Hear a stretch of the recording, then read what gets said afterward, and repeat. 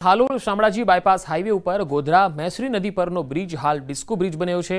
આ બ્રિજ પર એટલા ખાડા છે કે વગર સ્પીડ બ્રેકરે વાહનો ધીમા પડી જાય છે।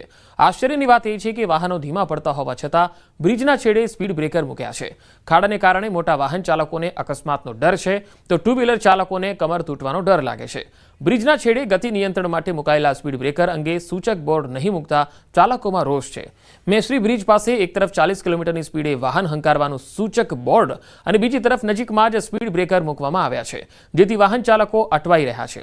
તાજેતરમાં જીએસઆરડીસીએ આ બ્રિજના ખાડાનું સમારકામ કર્યું, જે બાદ સામાન્ય વરસાદમાં સ્થિતિ જેવીને તેવી જ રહી। વાહન ચાલકોનું કહેવું છે કે ટોલ ટેક્સ વસૂલવા છતાં માર્ગનું યોગ્ય સમારકામ થતું નથી। ગોધરા વાળા મેન હાઈવે ખરો, એના ઉપર બ્રિજની ઉપર રસ્તો બહુ ખરાબ થઈ ગયેલો છે। ગાડીઓ ચલાવવાની તકલીફ પડે છે। જે મોટા મોટા ખાડા પડી ગયા છે અને આ લોકો ટોલ ટેક્સ પણ લે છે, પણ એટલું કામ થતું નથી ને સ્પીડ બ્રેકરો કરતા ખાડા વધારે છે। તો સ્પીડ બ્રેકર મૂકવાની જરૂર શું, જો ખાડા જો હોય તો બરાબર છે।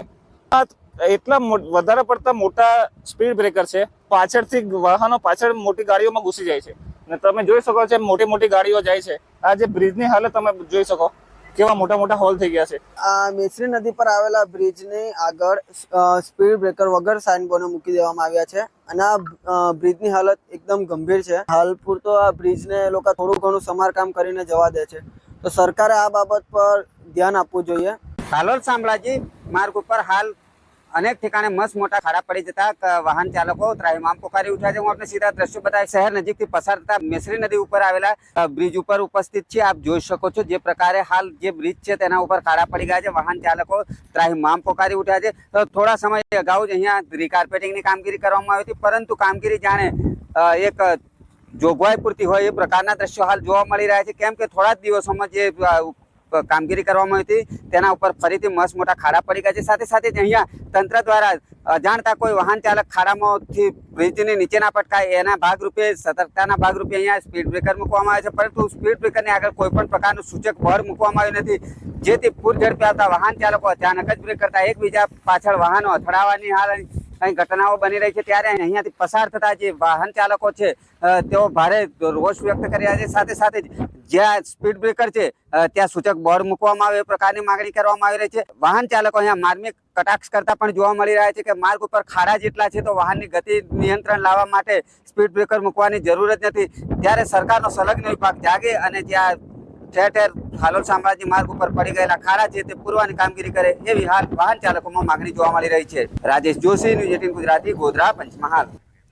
વલસાડ જિલ્લાના ઉમરગામ તાલુકાના ખતલવાડ ગામના લોકો પાકા રસ્તાની વાટ જોઈને બેઠા છે। ખતલવાડ ગામમાં માછીવાડ અને વારલી ફળિયા વચ્ચે પાકા રસ્તાના ભાવે લોકોએ જીવને જોખમમાં મૂકી પાણીમાંથી પસાર થવું પડે છે। આ ફળિયામાં રસ્તો બનાવવાનું કામ છેલ્લા 3 વર્ષથી અધૂરું છે। તૂટક રીતે કામ થતું હોવાથી રોડની સ્થિતિ ક્યારેય સુધરતી જ નથી અને આ વખતે પણ ચોમાસામાં પાણી ભરાઈ ગયા। અવરજવર કરવા આ એકમાત્ર રસ્તો હોવાથી ગ્રામજનો આ પાણી ભરેલા રસ્તા પરથી પસાર થવા મજબૂર છે। આવો જોખમી રસ્તો હોવા છતાં વાલીઓ પાણીમાંથી અને ઝાડી ઝાખરામાંથી બાળકોને પસાર કરી શાળા સુધી પહોંચાડે છે અને ત્યારબાદ શાળા છૂટ્યા પછી આવી જ રીતે પાણીમાંથી પસાર થઈ ઘર સુધી આવે છે। આ મામલે સરપંચનું કહેવું છે કે આ રોડ પરના જમીન માલિકે સંમતિ આપતા રસ્તો અને નાળું બનાવવાની કામગીરી હવે કરાશે। આ રસ્તાના માટે અમે સરપંચ લોકોને જાણ કરી બનાવી આપવા કહે, પણ અમને બનાવી નથી આપતા। મટીરિયલ નાખે થોડું થોડું, પણ આ નારા મૂકેલા છે એમાં ચાલીને અમને અવાય નહીં। પાણી ભરાઈ જાય તો અમને બહુ તકલીફ પડે। પછી જેટલા છોકરાઓ છે તેની મમ્મી લોકો બધી આવવા પડે। પછી ઘરે કોઈ કામ હોય તો કામ બી નહીં થાય ને અમને રસ્તાના વિનંતી કરી છે તો અમને રસ્તો સરકાર બનાવી આપે તો અમને સારું છે। 3 વર્ષથી આ રસ્તા પર તમે જોઈ શકો છો કે અહીંયા સાઈડ દિવાલ કરીને નાળા લગાડેલા છે અને સતત એ થોડી પંચાયત દ્વારા વ્યવસ્થિત રીતે આયોજન કરવામાં આવતું નથી। લાખ રૂપિયાની ગ્રાન્ટ, 1.5 લાખની ગ્રાન્ટ એટલે ટુકડે ટુકડે આ રસ્તા પર 3 વર્ષથી સતત કામ થઈ રહ્યું છે અને તેની હાલાકી અહીંની જનતાને ભોગવવી પડી રહી છે। વારલીવાલ માટે અમે ઘણા વિકાસના કામ કરેલા છે કે જે તે સમયે આ રસ્તો પણ હાલમાં ન હતો, તે પણ અમે ડામરનો રસ્તો મંજૂર કરાવીને કરેલો છે, પરંતુ એ આ વિવાદ થયો છે। આ રસ્તો માટે અમે જે એક્ટિવિટી ગ્રાન્ટ છે, અમારે 6.5 છે, એના માટે અમે મંજૂરી પણ લઈ ચૂકેલા છે, પરંતુ જે વરસાદના કારણે અધૂરું રહી ગયેલું છે ને એ વિકાસના કામ તો અમારે કરવાના જ છે। જેવો વરસાદ ખુલશે હવે એ રસ્તો પણ અમે બનાવી દઈશું। વડોદરા જિલ્લાના વાઘોડિયામાં નર્મદપુરા સ્મશાને જવા માટેના નાળાનું ધોવાણ થયું છે. અંતિમ ક્રિયા માટે લોકોને સ્મશાન સુધી પહોંચવું અશક્ય બન્યું છે. શ્રીપુર ટીમ્બી ગામના મત્સ્ય ઉદ્યોગના ઇજારદારની ભૂલના કારણે કોતરનું નિર્માણ થયું. પાણીનો ઓવરફ્લો માટે બનાવેલી કાંસ કોતરમાં પરિણમી, જેના કારણે રોડ અને નાળાનું ધોવાણ થયું. સ્થાનિક ધારાસભ્ય, સિંચાઈ વિભાગ, નર્મદા વિભાગ અને અધિકારીઓએ સ્થળની મુલાકાત પણ લીધી. તાત્કાલિક ધોરણે સ્મશાન સુધી પહોંચવા રસ્તો બનાવી આપવા આદેશ કરાયો. વાઘોડિયાના ટીડીઓએ જણાવ્યું છે કે સ્મશાન સુધી જવા માટે કોઈ અગવડતા ન પડે તે માટે 2 દિવસની અંદર જે કામગીરી કરવાની હશે તે પૂરી કરાશે. તેઓના સ્મશાન સ્થળે જવા માટે હાલ વરસાદી પાણીના કારણે જે ધોવાણ થયું છે એનો તાત્કાલિક નિકાલ કરવા જણાવેલ. એટલે સિંચાઈના સાહેબ સાથે પણ વાત કરેલ છે. સ્મશાન ગૃહે જવા માટે અગવડતા ના પડે એ માટે તાત્કાલિક જે કંઈ પણ કરવાનું થતું હશે એ આગામી 2 દિવસની અંદર અમારા દ્વારા પૂર્ણ કરવામાં આવશે. મહીસાગરના વીરપુર નગરમાં નવીન બની રહેલા આરસીસી રોડમાં યોગ્ય કામગીરી ન થતી હોવાના આરોપ સાથે વિરોધ કરાયો. વીરપુરના મુક્તેશ્વરથી મિલ સુધીનો રસ્તો છેલ્લા 25 વર્ષથી બિસ્માર હાલતમાં હતો, જેને કોન્ટ્રાક્ટર દ્વારા નવીન બનાવવામાં આવતા આરસીસી રસ્તા પર સમાન હલકી ગુણવત્તા વાપરતા હોવાનો આરોપ થયો. સરપંચ દ્વારા આરોપ કરવામાં આવ્યો છે. કોન્ટ્રાક્ટર દ્વારા રેતીની જગ્યાએ માટી નાખીને કામ કરાય છે, તો વળી પીસીસી કર્યા વગર જ માત્ર 3 ઇંચની ભરાઈ કરી સીધો રસ્તો હલકી ગુણવત્તાનો બનાવી દેવાયો છે.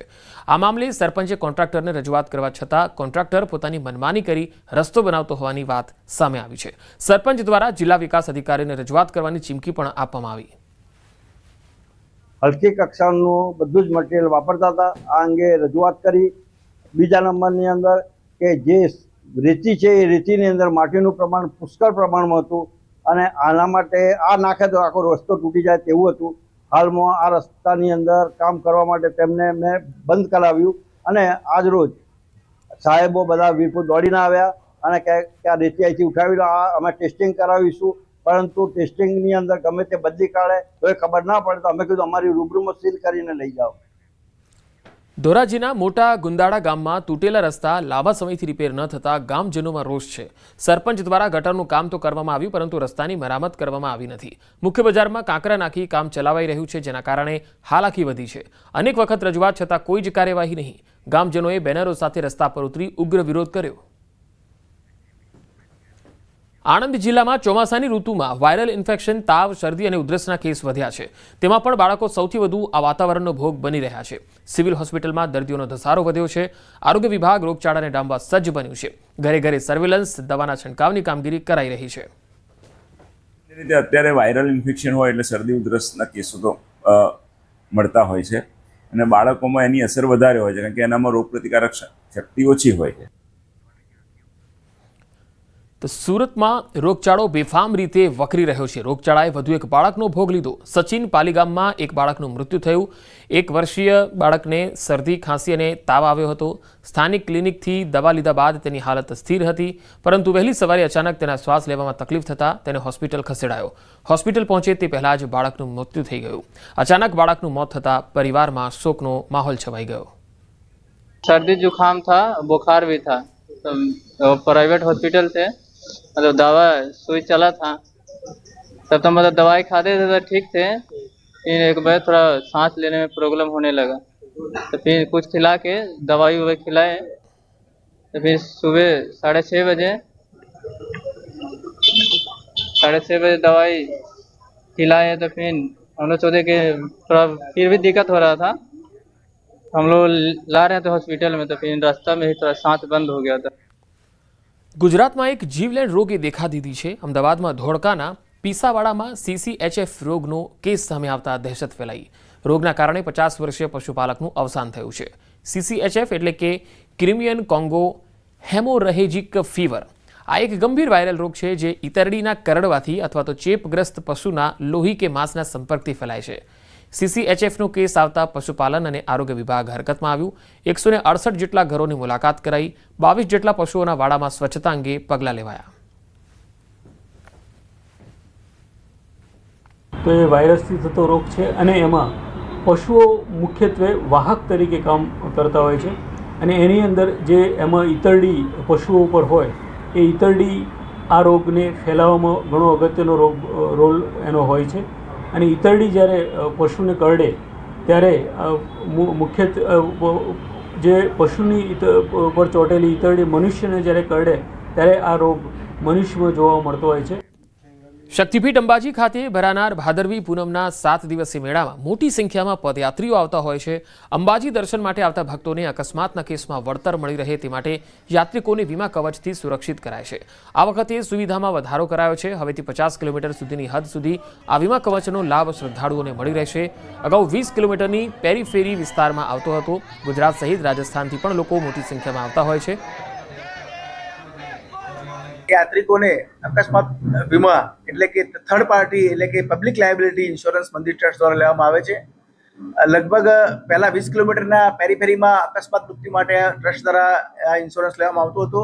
ચાલુ સાલે મહેરબાન કલેક્ટર અને ચેરમેન સાહેબની સૂચના મુજબ આપણે લગભગ બનાસકાંઠા પડોશી આજુબાજુ 7 જિલ્લા, પૂરું ગુજરાત રાજ્ય અને રાજસ્થાનની સરહદમાં લગભગ 50 કિલોમીટર સુધી જે ભક્તો દર્શને આવતા હશે ને એવું કોઈ અકસ્માત મૃત્યુ એવી કોઈ ઘટના દુર્ઘટના બને એના માટે આપણે 10 કરોડ રૂપિયાનો વીમાનું લાયબિલિટી વીમો જે કહેવાય થર્ડ પાર્ટી વીમો એ આપણે એનું વીમા કવચ માટે મંદિર ટ્રસ્ટ દ્વારા એનું પ્રીમિયમ વગેરે ભરવામાં આવે.